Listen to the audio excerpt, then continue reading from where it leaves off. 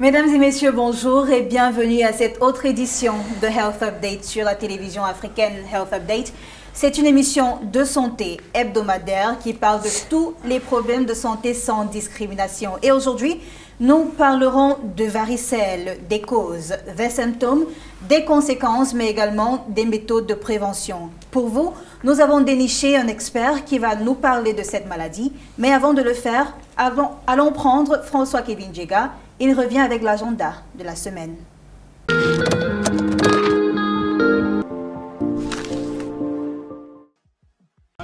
C'est environ 50 cas de fièvre jaune, dont 5 ayant entraîné des décès qui ont été notifiés depuis fin 2023 dans les régions de l'Adamawa, de l'extrême nord et du sud. Ces cas ont été recensés dans le cadre du système de surveillance et comportaient la présence d'une fièvre et d'un ictère dans les 14 jours suivant la déclaration. Elle est aujourd'hui une urgence de santé publique. Au Cameroun, la fièvre jaune reste un réel problème de santé publique. En 2021, 41 cas ont été confirmés par le Centre Pasteur. En 2022, 14 cas ont été confirmés par le Centre Pasteur. Avec cette même année, une riposte a été organisée par le ministère de la Santé publique, avec notamment une campagne dans 3 districts de santé, une maladie infectieuse virale aiguë grave. L'Organisation mondiale de la santé, OMS, estime chaque année près de 200 000 le nombre de cas de fièvre jaune et 30 000 le nombre de décès dus à cette maladie dans le monde. 80% des malades ne présentent aucun symptôme lors de l'infection initiale au virus amaril. Il est donc difficile à ce stade de différencier la fièvre jaune d'une autre pathologie infectieuse aiguë. La deuxième phase est la phase de rémission qui dure entre 1 et 2 jours. Elle est caractérisée par la diminution des symptômes, notamment de la fièvre, et le patient est en rémission. Pour limiter la transmission de la fièvre jaune dans les districts de santé à haut risque, il est judicieux d'adopter la riposte vaccinale qui vise spécifiquement les personnes âgées de 9 mois à 60 ans, y compris les réfugiés et les nomades, à l'exception des femmes enceintes. Le meilleur moyen de lutter contre la maladie aujourd'hui reste encore la vaccination. C'est un vaccin administré en dose unique qui confère une immunité à vie et est gratuit pour les enfants de 9 mois disponible dans le programme élargi de vaccination. C'est un vaccin efficace qui confère 90% de séroconversion après 10 jours et 99% de séroconversion après 30 jours. Les personnes concernées reçoivent une injection contre cette maladie hémorragique virale aiguë transmise par des moustiques infectés du genre d'Aedes. C'est ainsi que depuis quelques jours, le programme élargi de vaccination a décidé d'organiser une campagne de vaccination dans 3 des 10 régions du Cameroun, qui sont le nord, l'Adamawa et le sud.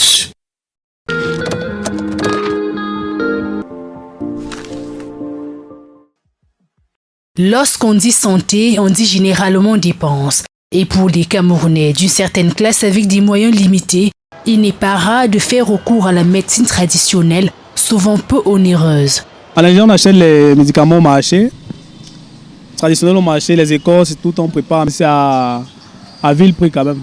Et comme pour renforcer ce point de vue, de nombreux citoyens mettent en exergue les tracasseries administratives et de tout ordre qui font de l'hôpital un endroit à fuir, ceci aux antipodes de sa mission qui est de guérir et apaiser, ce que les autres moyens pour se soigner offrent également.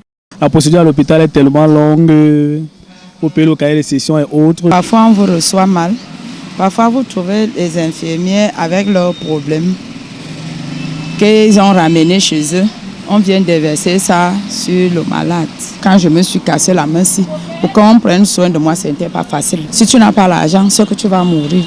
Traditionnelle, mais surtout palliative, cette médecine ne satisfait pas pour autant tous les citoyens, malgré la conjoncture. Il reste tout aussi nombreux ceux qui choisissent le chemin de l'hôpital. Quand je suis malade, je pars à l'hôpital, je prends mon billet de session et j'attends que le médecin me reçoive. Par contre, les naturopathes, ils ne sont pas si rapides qu'on pense. Je pense que même là-bas, on paye également avant de voir le naturopathe. Pour cette catégorie, la santé n'a pas de prix et peu importe les tracasseries, vaut mieux être à l'hôpital qu'ailleurs. S'il n'y a pas les hôpitaux, on va faire comment? Nous sommes toujours obligés d'aller là-bas. Il y aura un choix à faire entre mourir et se soigner. Donc je mettrai le maximum pour être en bonne santé. Et parfois, pour les plus compliqués, on a recours à l'automédication, piochant parfois dans les remèdes traditionnels et souvent à la pharmacie. Cette catégorie ne voudrait pas s'encombrer de dépenses superflues. À la pharmacie, il n'y a pas trop de protocoles comme à l'hôpital. Je préfère me soigner à la pharmacie du coin du quartier, en tout cas. Les médicaments de la rue, bon, c'est ce qu'on utilise le plus en général. C'est vrai que ce n'est pas conseillé, le ministère interdit, mais ça nous porte toujours chance. On guérit avec. La conjoncture économique vécue depuis plusieurs années impacte ainsi la santé des Camerounais. S'ils sont nombreux à déserter les hôpitaux à cause des factures, ils sont encore plus nombreux à remplir les églises pour avoir la santé.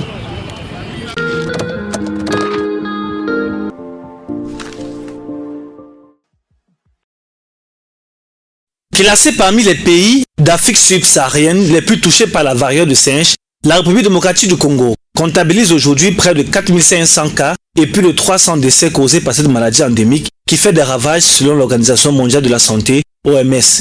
Une situation qui a poussé les autorités de Kinshasa à procéder à l'homologation d'urgence des deux vaccins de LC16M8 élaborés au Japon et le MVABN du laboratoire danois.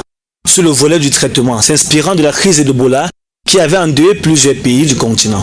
Le ministre congolais de la Santé, Samuel Roger Kaba, a également annoncé que l'antiviral spécifique Tecovirima allait obtenir une autorisation de mise sur le marché sous circonstances exceptionnelles dans les 3 mois, afin de pouvoir être administré sur le terrain par tous les acteurs de la santé. Depuis le début de l'année, la République démocratique du Congo fait face à l'accélération de la propagation du virus, notamment dans l'est du pays déchiré par les combats qui opposent l'armée régulière et ses alliés miliciens aux rebelles du mouvement M23, épaulés par l'armée rwandaise. D'après la CDC Africa, près de 19 000 cas ont été enregistrés entre février 2023 et avril 2024, dont 1000 décès. Les enfants de moins de 5 ans représentant un décès sur 10. Les chercheurs sont particulièrement inquiets de l'émergence d'une transmission plus majoritairement sexuelle, notamment le biais de la prostitution, de la forte mortalité qui touche les enfants jusqu'à 15 ans. Notons aussi par là que cette maladie, qui se manifeste par des poussées de fièvre, des diarrhées et des éruptions cutanées, est particulièrement stigmatisante, invalidante et approvissante. A déjà touché près de 11 cas pour 3 décès du côté du Cameroun.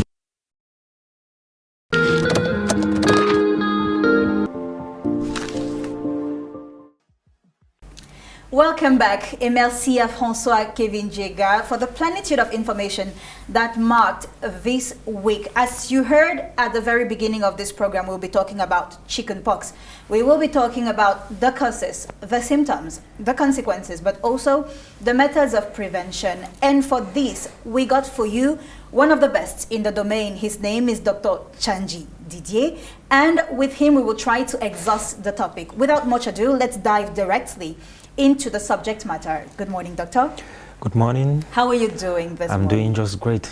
Very well. How's the start of the weekend? Well, it has been challenging, but we thank God for wisdom and good health.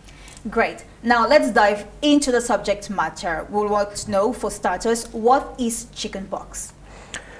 Well, chickenpox is a highly contagious viral disease caused by the varicella zoster virus that brings about blister-like rashes on the body as its initial clinical symptom.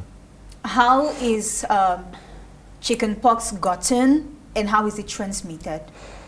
Transmission, as I earlier said, the causative agent for chickenpox is by the varicella zoster virus, and transmission could be airborne either through sneezing or coughing. It could be by skin-to-skin contact through kisses or a hug, or by touching a contaminated surface. Those are the probable means through which we can contact chickenpox. So you already said that chickenpox comes with rashes. Is that the very first symptom of chickenpox? Not quite, because we have a window period before the rash starts to present on the body of the infected person. But initially, the patient starts to present with high fever, high body temperature that could range from 38.3 to at times 40 degree. you have backache, then you can have also wet nostrils or headache. Then about the blisters, how do they appear and how different are they from the regular ones that somebody could have on their bodies? We commonly describe the rash for chickenpox as maculopapular, that is a pink, and they present with some water-like discharge. Very well. So what options should be considered for individuals at risk of getting chickenpox or being infected with chickenpox?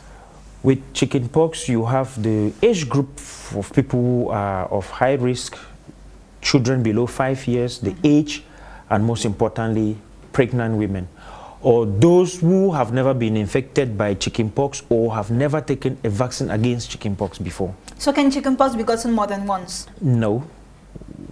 Once you are sick of chickenpox, naturally your body develops your body becomes immune to it, so you cannot have a repetition of the chickenpox infection. Preparing this program, I asked questions to some people, and many of them said that you can never get chickenpox more than one time.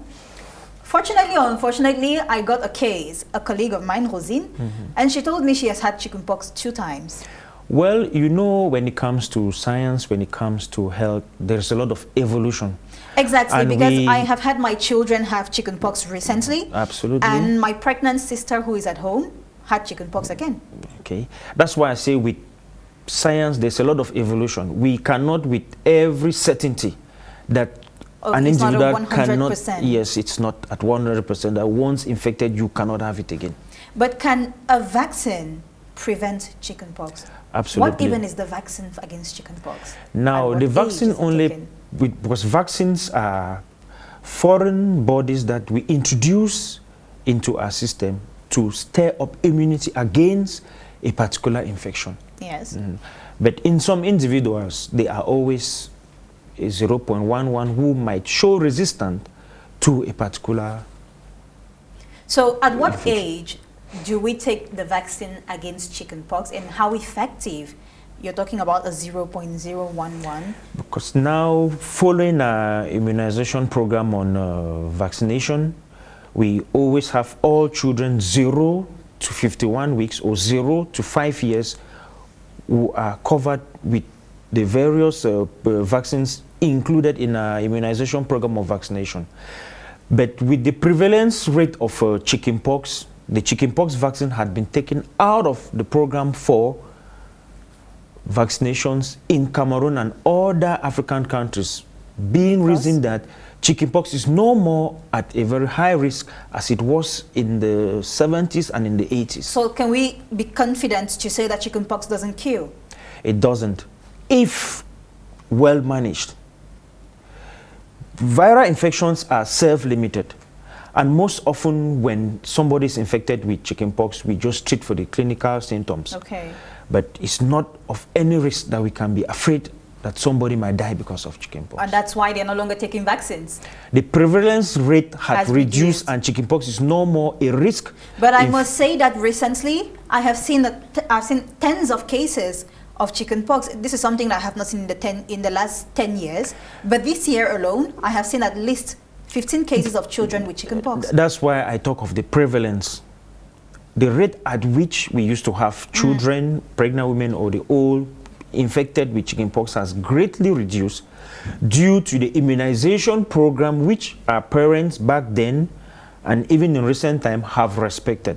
So chickenpox is no more an infectious disease with high risk that we could still be afraid. So we could clearly tell our viewers that chickenpox is not something you should be scared of. Of course. When you get chickenpox, you just do well to treat Seek your health provider for the necessary emergency or prophylaxis to manage it well. Very well. So how does chickenpox affect race, sex, and or whatnot? Because we heard, or when preparing this program, we read that people who are older are more at risk or have symptoms that last longer than the younger ones. Yeah, you know, when we talk of the high risk group, we have children below 5 years, we have pregnant women, and the aging or the old. But most often, people who have problems with their immune system, like cases, somebody who is sick with leukemia will certainly have a low immune system resistance. People who are on drugs like steroid, it reduces their immunity. So those are the group of persons who are of high risk. But talking about race is not really an option, or the race doesn't really matter. Does climate change affect the prevalence of chickenpox? Yeah, not climate change, but the climate, yes. Because we already know mode of transmission is airborne. And it's obvious that in seasons where it's windy, the wet season, because when we talk of water droplets, through sneezing, through kissing, so it's obvious that during the rainy season, we might have spread faster than, or rapid more than in the dry season. What education do you think should be given to parents who have children who suffer from chickenpox, or who have not yet had, but which we are sure, or maybe we think that could have chickenpox in some time? Now, my advice to parents whose children have not yet had it, they should have that continuous awareness of what might happen or what to do when a child in the house is affected with chickenpox.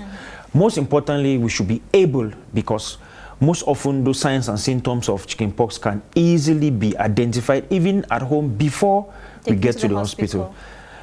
Fever is common, cutaneous eruption of the skin, the blister-like skin rash, which comes with itches. That is very peculiar, because once it's already above 7 days after infection, you have the rash which starts to come out. Most often it starts on the chest, the back, goes to the face, and then might spread to the rest of the body. Once you can identify those primary clinical signs of chickenpox, the next thing you try to meet your health provider for prophylaxis, to manage fever, to manage the itches, and then health education to avoid spread to other members of the family.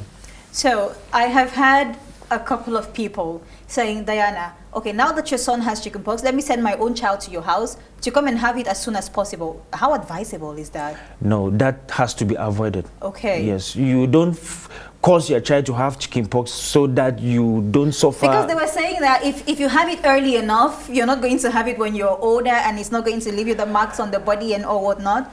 So it's in a bit to avoid the effects at a later age, that they are trying to make their children have it when they're younger. Good. Now, I will take an example like those who work in treatment centers for tuberculosis.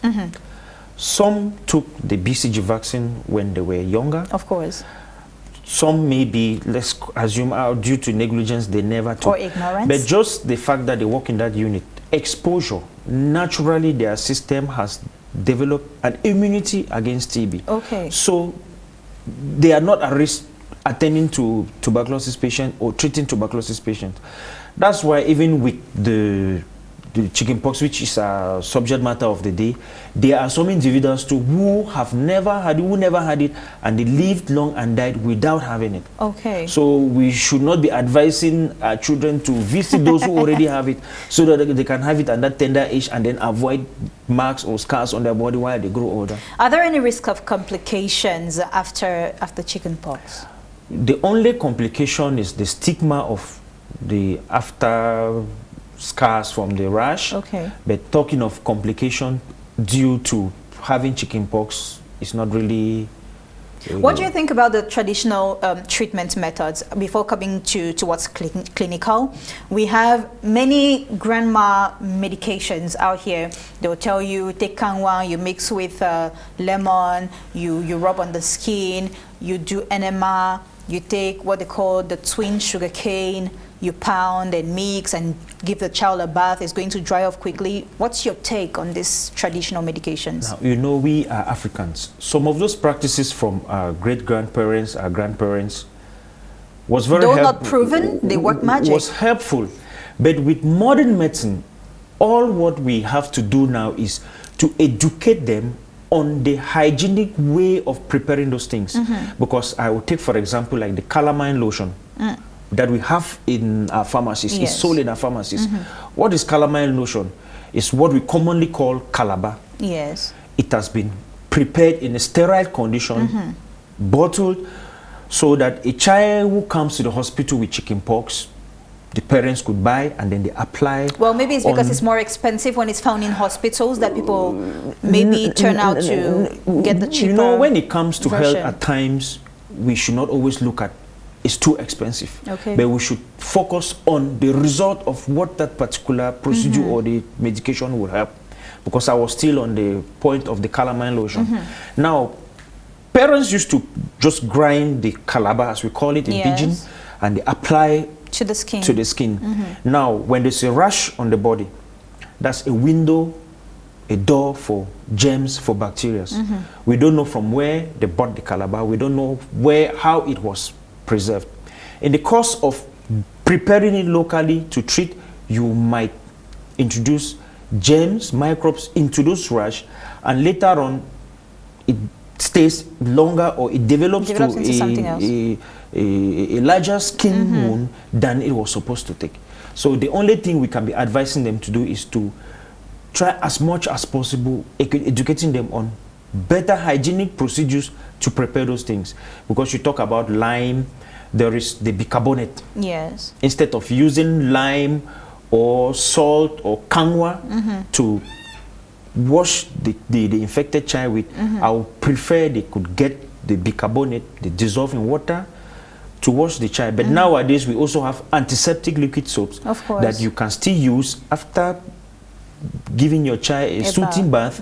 You can apply whatever antibiotics, topical treatment so that was prescribed. talking about these clinical methods now, what are some of the treatment options that are proposed in hospitals with regards to chickenpox?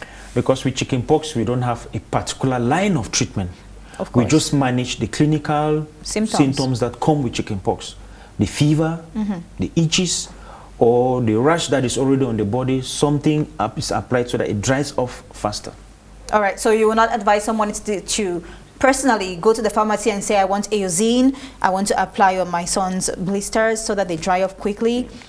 That is the same thing I mentioned about topical treatment. It could be the Eozine, it could be, for example, an antibiotics topical pomade like neomycin. So what I actually want to do is help someone who is watching us out there not go to the hospital to spend much and maybe get a medication that could help treat those clinical symptoms or those symptoms that appear first. Now it's very common. We can manage at home, cheaper, if people now have problem of finance. I talked of the bicarbonate. Of course. Somebody who cannot hurriedly rush to the pharmacy to get Citial or Demobacter to bathe the child with, you can just get your warm water, you dissolve the bicarbonate in it to bathe the child with. After which, you just apply your calamine lotion after having prepared under hygienic condition. Okay. Now, in pregnancy, which is said to be a little more complicated, are there any particular treatment options for pregnant women who have chickenpox? Just like any other viral infection, chickenpox is self-limited.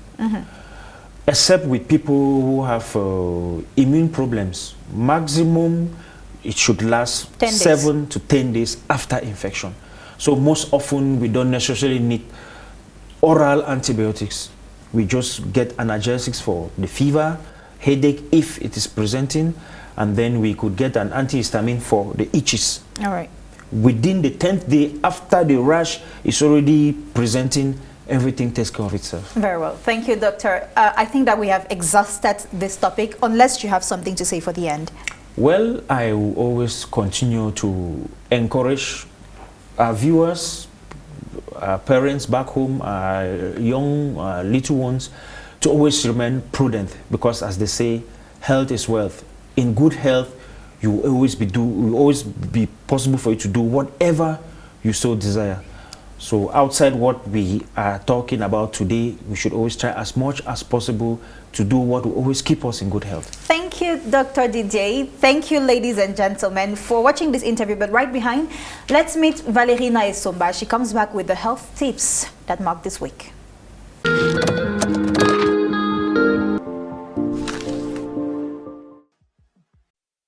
L'organisme des êtres humains est exposé chaque jour à de nombreuses substances nocives dans la rue avec la pollution, mais aussi avec nos aliments et nos produits ménagers. Pour détoxifier le corps, nous vous proposons quelques aliments à privilégier pour votre santé. L'amande, elle est une source excellente de fibres, d'oméga 3 et d'acides gras et travaille pour éliminer le cholestérol et ainsi purifier le sang. Elle aide aussi dans la régulation de la glycémie dans le sang. L'avocat, ce fruit étonnant, aide à éliminer le mauvais cholestérol et les toxines environnementales, tout en améliorant le flux d'oxygène dans le sang. La betterave, riche en bétaïne phytochimique, la betterave est l'élément clé des foies sains. Ces légumes racines purifient aussi le sang et aident à combattre les infections tout en améliorant l'apport en oxygène et rééquilibre également le niveau de pH dans le sang. Il suffit d'en consommer dans une salade ou en jus. L'ail frais, reconnu pour sa capacité détoxifiante puissante, l'ail contribue à une respiration saine tout en régénérant les muqueuses des poumons et des sinus. L'ail frais élimine aussi les micro-organismes de certains virus dans le sang. De plus, l'ail peut aider à combattre les agents cancérigènes ainsi que le contrôle de la pression artérielle. Le pamplemousse, riche en vitamine C et en lycopène, le pamplemousse stimule le système immunitaire et aide à réduire le cancer, notamment le cancer de la prostate chez les hommes. Le pamplemousse est aussi un allié qui peut vous aider à nettoyer les intestins et même brûler les graisses. Intégrer les légumes feuilles serait aussi un atout pour une bonne détoxification. Nous avons notamment le chou vert, les épinards qui disposent d'agents nutritifs riches en vitamines et en minéraux sains pour une alimentation équilibrée, mais contribuent surtout à nettoyer le transit intestinal. Enfin, nous avons le citron. Composé de puissants acides citriques, le citron favorise la digestion saine, ce qui rend le travail du foie plus facile. Et comme tous les agrumes, le citron contient une quantité élevée de vitamine C qui aide à éliminer les radicaux libres et les éléments cancérigènes du corps. Ne surtout pas oublier qu'il demeure indispensable de toujours consulter un professionnel de la santé qui pourra mieux vous conseiller sur la puissance de la détoxification pour un corps sain. Voilà qui met fin à notre astuce cette semaine. Prenons rendez-vous la semaine prochaine pour une nouvelle astuce.